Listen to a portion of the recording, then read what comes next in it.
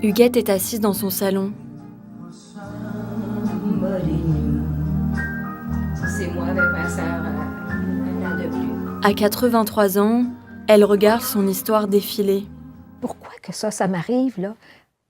Quelque chose que je lui ai suggéré pendant plein d'années, puis que moi, j'ai jamais pensé faire ça.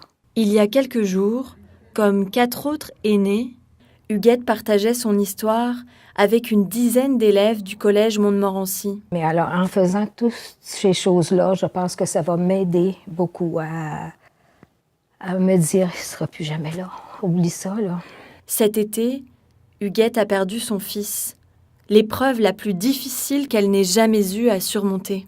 C'est très difficile. Puis en étant avec les jeunes, même la dernière, là, tu te souviens, quand j'ai vu ces grosses larmes, parce que quand on a parlé de deuil, elle est afghane, hein?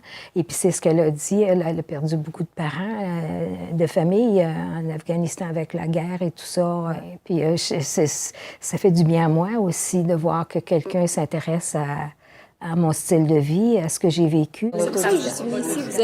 Vous avez écrit autodidacte, ça m'a vraiment intéressée. Oui. Et puis, moi, mes parents ne savaient pas le français, mais c'est comme vous. Moi aussi, j'ai appris tout par moi-même. On m'a pas vraiment aidé pour mes études. Chaque étudiant devait rencontrer 2 personnes âgées.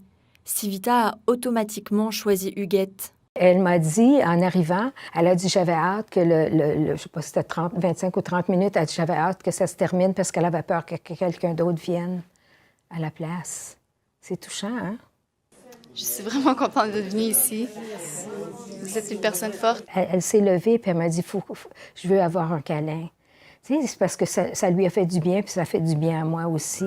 Puis je m'attache beaucoup aux gens.